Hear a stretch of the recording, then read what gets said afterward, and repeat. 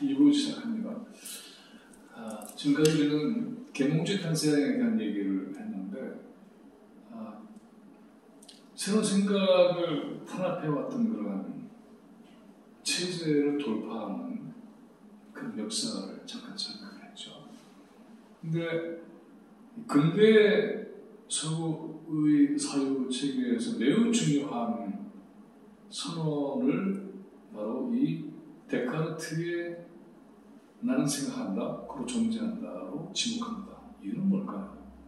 그리고 왜 이것이 그토록 중요한 의미를 가지게 될까요? 나는 생각한다? 생각하는 사람이 있나요? 그래서 존재한다? 생각하는 것 자체가 존재를 증명한다는 얘기인데, 우선 생각 다 하잖아요. 존재하는 사람으로서는, 인간으로서 누구나 다 생각을 하기 마련인데, 이게 뭐 이렇게 특별한 얘기일까? 왜 이게 이렇게 한 시대를 충격으로 몰아넣었을까? 이것이 어찌해서 근대적 사유의 출발점으로 인정받았을까? 혹시 여러분 생각해 본 적이 있습니까? 이 얘기를 다 잘 알고 있죠? 들어서도. 근데 왜 이게 그토록 중요한 건가 하는 것은 짚어본 적이 있나요? 데카르트의 방법론적 소설이라는 책이 있죠. 뭐냐 하면 회의하는 것을 끝까지 밀고 나가서 도저히 회의할 수 없는 그 지점에 섰을 때의 확실성이 보장된다, 이런 거죠. 인간의 이성이라고 하는 것은 질문한다는 뜻이죠. 회의라고 하는 것은 질문하는 능력을 뜻해요. 질문한다고 하는 것은 대단히 중요한 틀에 변합니다. 이게 답이야? 이렇게 해야 돼? 알았지? 네, 이게 아니죠. 왜 그렇게 해야 돼요? 그게 왜 답이죠? 어째서 답을 어떻게 생각하죠? 무엇 때문에 그렇게 생각하는 거죠? 이렇게 묻는 거죠. 가르쳐주면 들어 라고 하는 게 아니라 끊임없이 질문을 해서 그 질문의 끝까지 가보는, 이것이 근대 정신의 핵심입니다. 그게 생각한다는 의미예요. 그럴 때 존재한다는 가치가 태어난다는 것이죠. 뭘 뜻하는 걸까요? 나는 생각하는 거예요. 누가 생각하는 게 아니라 나는 생각하는 거예요. 내가 생각한다는 거죠. 생각의 주체가 나다라고 하는 거죠. 인간이 생각의 주체가 될 때 비로소 그 인간은 존재의 가치와 능력을 가지게 된다는 뜻이에요. 굉장히 중요한 거예요. 남의 생각을 자기 생각처럼 살지 말라는 거죠. 노예인 거죠. 그런 그 인간의 존재는 존엄할 수 없다는 겁니다. 이게 왜 그렇게 중요하냐 하면은 그 당시의 중세의 생각의 주체는 누구였죠? 중세는 뭐야? 이렇게 물어보면 신이시라는 시대라고 흔히 대답하는데 그거 아닙니다. 지금까지 신을 믿고 있는 좀 사람들도 있는데 신이 지배한다? 당연한다 이렇게 되는 건데 그 중세 아니죠. 그게 아니라 유럽의 중세는 교회가 지배했던 거예요. 신의 이름. 그러니까는 보통의 사람들은 생각의 권리가 없는 거예요. 생각의 권리를 가지러 하는 순간에 앞에 일부 시간을 봤잖아요. 죽임도 당합니다. 그 생각의 권리라고 하는 것, 질문의 권리를 갖는다는 것은 그만큼 중요합니다. 지금도 어떤 법체계가 딱 지배할 때는 질문의 권리가 사라지게 돼요. 국가보안법이 바로 그런 거죠. 질문의 권리를 인정할 것인가 말 것인가 하는 그 사회의 민주주의와 자유가 대단히 중요한 겁니다. 나는 생각한다. 나는 질문의 권리를 가지고 있다. 이렇게 얘기할 수 있는 거죠. 나는 너와 결과 다를 수 있다. 너의 권위를 언제나 나는 승인하지 않을 수도 있다. 나의 권리를 보상해다. 존중해다. 이런 얘기 다 포함되어 있는 거예요. 요새는 존재 증명은 어떤 식으로 할까요? 내가 말이지 아파트에 있고 이만큼 차를 못 타고 다니고 학벌이 어떻고 이걸로 자기 존재 증명을 할지 모르겠어요. 그런데 데카르트는 생각의 주인이 되는 것이 존재 증명이라고 하는 거죠. 어마어마한 사건이에요. 왜? 방금 얘기했던 것처럼 생각의 주체와 주인은 교회였으니까, 사제였으니까, 권력자였으니까. 그런데 그 생각의 권리를 내가 주장하는 겁니다. 생각의 주인은 나야. 한 시대 전체에 대한 도전이에요.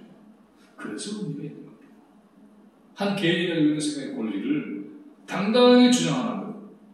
질문의 끝까지 갈 수 있다고 하는 이 탐구의 세계. 이게 이제 나는 생각한다, 그로 존재한다에 담겨져 있는 그 사유방식의 의미라고 할 수 있습니다. 대단히 중요하다는 얘기 우리 충분히 할 수 있겠죠. 그만큼 이 데카르트의 이러한 생각은 아주 중요한 근대적 사유의 출발이라고 할 수 있습니다. 물론 데카르트의 생각에는 문제가 있는 지점도 있어요. 뭐냐 하면 인간과 자연을 분리한다든가 또 정신과 물질 분리한다든가 이런 것 때문에 생기는 문제가 있긴 하지만 일단 생각의 주인이 된다는 걸 선포한다는 점에서는 아주 중요한 사상적 기여를 한 거죠. 물건의 주인, 우리 쉽게 얘기할 수 있잖아요. 이 시계의 주인은 저입니다. 물건의 주인. 물건의 주인이 누구냐고 다쳐놓고 해요. 그런데 생각의 주인이 된다는 것에 대한 것은 별로 발생하지 못하죠. 그 상품이 되면 이제 지적재산권이라는 말을 쓰긴 하지만 자기의 생각에 자기가 주체적으로 책임을 지고 권리를 발동하는 것. 노예는 생각의 주인이 절대로 못 되는 거죠. 그 생각을 인정해주지 않으니까. 주인의 얘기를 들어야만 되는 거니까. 근데 생각의 주인은 그 존재로서의 주체성을 당당히 선포하는 겁니다. 너는 공부만 해. 생각을 너무나 아빠가 해줄게. 선생님이 해줄게. 딴 거 하지 마. 딴 생각 하지 마. 생각의 주인으로서 못하게 만드는 거죠. 우리의 교육체계라고 하는 건 이렇게 주입식교육이라고 하는 건 달리 얘기하자면 생각의 주인이 되지 못하게 만드는 거죠. 그래도 주입식교육이 필요하지 않아요? 이렇게 생각하는 경우도 있어요. 기본적으로 외워야 될 게 있으니까. 아니에요. 그것도 잘못된 겁니다. 맥락을 통해서 이해시키면은 그건 기억하는 거죠. 주입하는 게 아니에요. 맥락을 통해서 판단하면 그건 이런 거네 라고 생각하는 거죠. 1492년은 서구역사에서 매우 중요하다. 기억해도 콜럼버스의 어떤 걸 이렇게 해서 콜럼버스의 신대륙 발견, 신대륙은 잘못된 겁니다. 사실은. 1492년은 콜럼버스야 이렇게 기억하는 게 아니라 1492년에는 시대를 설명해 줘야 돼요. 중세 시대의 어떤 이 돌파구를 찾고 그리고 지중해권에서부터 벗어나려고 하는 매우 중요한 열망이 생겼고 이슬람의 포위 속에서 지중해권이 새로운 형태의 무역 항로를 찾으려고 했던 그런 의지가 있었던 시대 속에서 콜럼버스는 1콜럼버스, 2콜럼버스, 3콜럼버스 굉장히 많았던 거예요.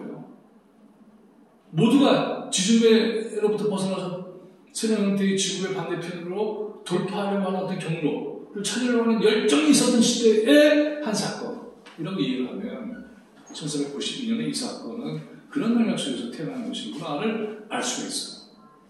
그냥 기억하게 해서 주십시오. 1492년 이런 거야? 라고 하는 게 아닌 겁니다. 그와 같은 이 역사의 맥락 속에서 이 사건, 사실을 파악하고 이야기하는 것 중요한 거죠.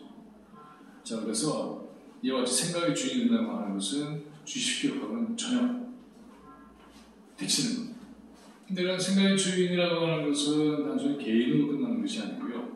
이후에 한 단독자만이 아니라 여러 사람이 함께 생각하는 그런 집단 주상에까지 가야 되는 것이죠. 자, 그런데 이렇게 생각의 어떤 돌파구가 열리게 되니까는 그 다음에 어떤 과학적 사유 방식이 강해지는 뉴턴 같은 인물이 태어나는 거죠.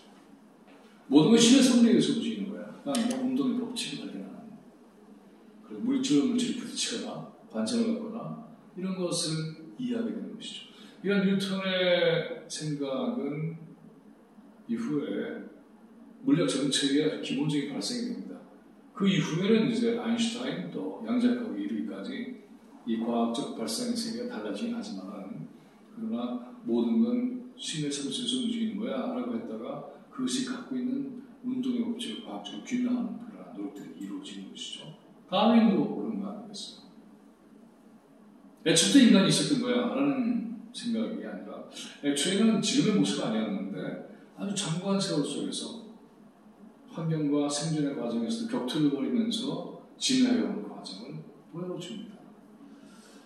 진화라는 생각은 그래서 새롭게 태어나는 것이죠. 과학이라는 것, 뉴턴, 또 다윈, 이 모든 이 발상 자체가 이전에는 도저히 상상할 수 없었던 그런 사유 체계라고 할 수가 있습니다. 다윈의 진화론이라고 하는 것이 갖고 있는 의미는 오늘까지 대단히 중요한 가치를 가지고 있죠. 신다윈주의라고 해서 다윈의 생각에서도 한 걸음 더 나가는 그런 말씀들이 이후에 등장합니다만, 이 다윈의 생각도 그 기원에 대한 생각, 처음에 어떻게 시작된 줄 알아? 지금 어떻게 변하는 줄 알아? 이런 것이죠. 재미있는 건 다윈의 이와 같은 진화론은 지질학의 발전과 깊은 관련을 갖게 됩니다.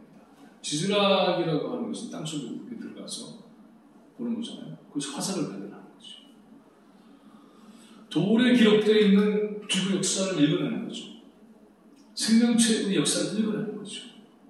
그때 알게 된 것 중에 충격적인 건 뭐냐면, 과거에는 존재했는데 지금 없는 것, 멸종의 역사를 알게 된 거예요. 멸종하는 거죠. 그러면 그 충격 속에서 전하다는 종이 진화에서 나오는, 처음엔 같았다고 생각했는데 점점 분화해서 나중에는 처음에는 형제였다가 사촌이었다가 팔촌이었다가 나중에는 알아볼 수가 없는데 알고 봤더니 조상이 같아, 뭐 이런 식이 되는데, 그 과정의 진화의 경로를 밝히게 됩니다. 이런 모든 것들은 다 이전에는 생각하지 못했던 그러한 발상, 기원과 변화에 대한 발상이라고 할 수가 있습니다. 이런 과정을 통해서 인간은 무한히 풍부한 사고체계를 갖게 됩니다. 크로포트킨이라는 사람 되게 중요한 사람인데요. 이걸 왜 하느냐 하면, 데카르트는 나는 생각한다는 생각의 주체를 자기로 얘기했는데 생각 혼자서 한 거 아니거든요.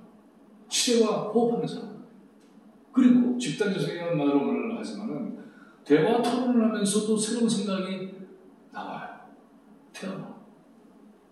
근데 다윈은 진화라고 하는 것은 경쟁 체제만 얘기했는데 크로포트킨은 아니라고 얘기합니다. 생존의 지속성을 가지고 있는 것은 경쟁보다 협력하는 종이 훨씬 지속 가능하다고 얘기합니다. 인간도 그런 거죠. 인간은 경쟁하고 싸우기도 하지만 협력 체제를 끊임없이 만들어내는 거잖아요. 국가라는 게 그런 거고, 사회라는 게 그런 거고. 협력하는 이 생물의 공동체가 훨씬 더 중요한 진화를 만들어낸다. 이렇게 얘기합니다. 경쟁보다 협력이 우선하다고 하는 것이죠. 경쟁은 도리어 자멸의 길이라고 얘기를 합니다. 경쟁에는 빈장이 존재하지만, 그러나 정말 정제가 필요한 것은 협력적 진화다라는 얘기를 하는 거죠. 이게 보면은 그전에는 없던 생각들이 이렇게 태어나는 거예요.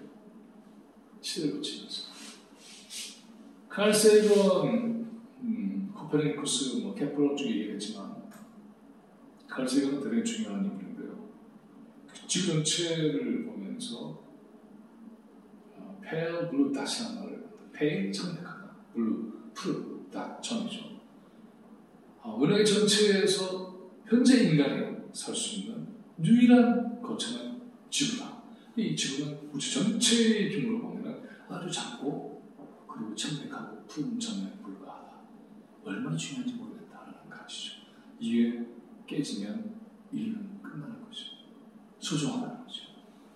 칼 세이건의 이와 같은 생각은 여러 가지 차원의 중요성을 가지고 있는데, 그 중에 하나는 뭐냐면, 인간의 사유 체계가 자기 혼자 또 인간의 관계 이걸로 끝나는 게 아니라 이 지구 전체 행성의 전체 차원으로 사고하는 거예요.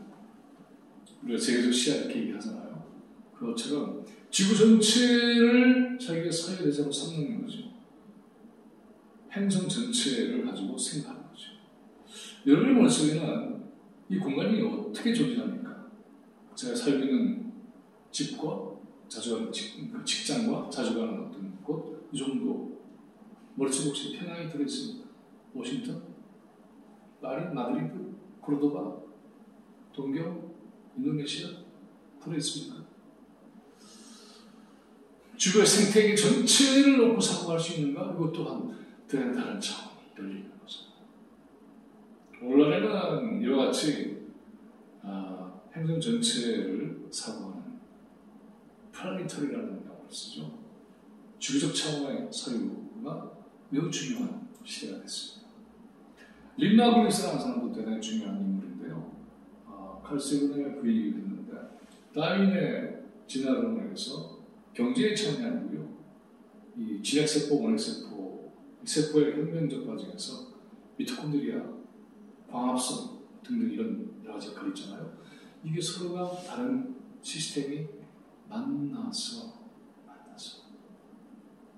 그래서 광합성을 이루고 에너지를 만들어내는 기능이 하나의 세포 안에 들어있게 됐다. 그래서 이것은 일종의 공생의 협력적 체제를 통해서 새로운 세포가 진화했다 이렇게 보는 거예요. 원래 있던 세포가 진화하는 이런 방식도 있겠지만 저는 다른 체계가 만나서 협력해서 새로운 구조를 만들어내는 이런 림마비스의 공생 세포의 공생 체제적 진화도 굉장히 주목을 받죠. 지구전 최대한 생각은 러블럭이라는 사람이 있는데 이 사람이 가이아라고 이름을 붙여요. 그래서 진화에 나오는 건데 지구 전체를 생명 공동체로 보는 거죠. 칼 세건의 생각이 좀 더 들어갔죠. 그냥 지구는 하나 행성이 아니고 행성뿐하게 이 행성 전체가 엄청난 생명 공동체를 이루고 있고 서로 협력하고 서로 돌보고 상처에서 회복하고 이렇게 생각을 하게 되면 우리가 이제 기후 위기에 대한 얘기를 했는데 기후 위기를 가지고 온 산업 공동체는 이와 같은 가이아라고 하는 지구 생명 공동체를 습격하고 침탈하고 그리고 훼손시키는 그런 게 되겠죠. 그러니까 오늘날 이 같은 가이아를 회복하는 일은 매우 중요한 우리의 사유체계의 핵심적 근거가 되기도 해요. 샤르랭이라는 분은 북경원이 유골을 발견해서 인류 진화 과정에 대한 것을 중요하게 연구하는 데 기여를 한 분이 중요하게 기여를 한 분인데 신부이기도 하죠. 사상가이기도 하고 인간의 진화의 과정에서 어떤 걸 또 얘기하냐면 보통의 이제 고고 인류학에서는 인간의 생체, 몸 이런 것들에 대한 진화, 두개골의 변화 이런 것들 가지고 얘기하는데 그러면서 최종 단계의 정신계의 진화까지 얘기를 해요. 그러니까 물질적 존재 안에 내재됐던 정신이 점점 자라나서 그래서 물질적 사회만 하는 것이 아니라 이성적 사회만 하는 것이 아니라 영성, 정신의 세계까지 진화하는 지점까지 갈 때 인간이 새롭게 완성된다고 하는 거죠. 우주 전체에 걸쳐서 담겨져 있는 이와 같은 정신적 요소의 상승 곡선을 지향하는 것 이게 진정한 진화의 목표다 이런 얘기를 합니다. 나중에 또 다루는 얘기가 되겠지만 생명의 그물망이라든가 이런 것들 이게 이제 지구적 차원에서 생명 공동체의 뿌리를 얘기하는 것이죠. 과거의 과학은 인간과 물체를 분리하는 것인데 생명의 그물은 어떤 거냐 하면 자연과 인간을 분리하는 게 아니라 함께 같이 친교적 관계, 생명적 관계의 연합 이런 걸 파악하는 거죠. 그럼 어떻게 될까요? 자연을 회상하는 건 자기를 회상하는 건 마찬가지죠. 그렇지 않다는 거죠. 그래서 이런 생명의 그물을 새롭게 회복하는 것이 이제 생태주의의 매우 중요한 관건이 됩니다. 이 우주 얘기 같은 것은 굉장히 중요한 의미를 갖게 되는데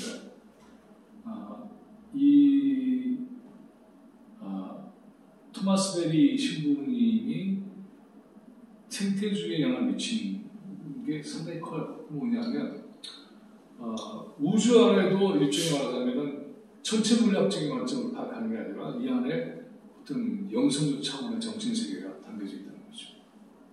그것이 그러니까 이런 거죠. 이렇게 생각하면 돼요.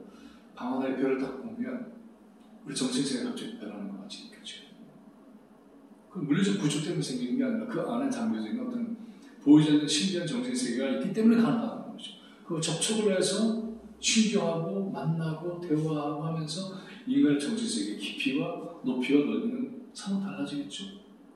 자, 그러니까 개몽주 시대의 이성에 대한 것을 생각해보면 어마어마한 규모로 달라지는 거죠. 이성도 중요한데 이런 우주적 차원의 상징까지 지구적 생명 공동체까지 다 담아내는 그러한 사유라고 한다면 대단한 아니겠어요. 거기서 새로운 생명이 태어나는 겁니다. 산업혁명 이후에 인간을 판정시킨 게 이성적 사유라고 한다면 또 그것을 극복하는 이런 동양의 종교나 등등 여러 가지가 있겠지만 그런데 더 들어가면은 우리가 살고 있는 우주 전체의 체계 속에서 사유하는 것 이게 사실은 브루노 이 케플러라든가 또 저도 쭉 얘기했던 그러한 이 천문학에 대한 생각들 이런 모든 것들이 말하자면은 그런 모습들을 우리한테 일깨우는 거죠. 제가 잠깐 뭘 얘기하는데 놓친 게 있는데 저런 브루노 같은 경우도 그렇고요. 그러니까 이 우주 전체에 대한 사유 체계가 자기네 쫙 빨려 들어와서 생각할 수 있는 사람이라고 한다면 그 사람의 크기라고 하는 건 나는 생각한다고 존재한다고 얘기했는데 그 생각의 차원이 다르면 그 존재의 차원도 달라지겠죠. 인류의 존재의 차원도 그러니까 달라질 수 있는 거죠. 지금과 같은 수준이 아닌 정말 수높은 차원의 21세기의 추계시대 생태문명을 향한 발상, 생명의 탄생이 이루어지게 된다고 한다면 아마 우리가 연대하고 있는 그러한 기울기도 충분히 극복해낼 수 있고요. 인간과 인간 사이의 문제, 자기 내면의 문제, 또 자연과 인간 관계의 문제를 푸는 해법의 방식과 차원도 상 달라질 겁니다. 그런 걸 지향하는 삶, 우리가 바라는 거 아닐까요? 다음 시간에 만나겠습니다.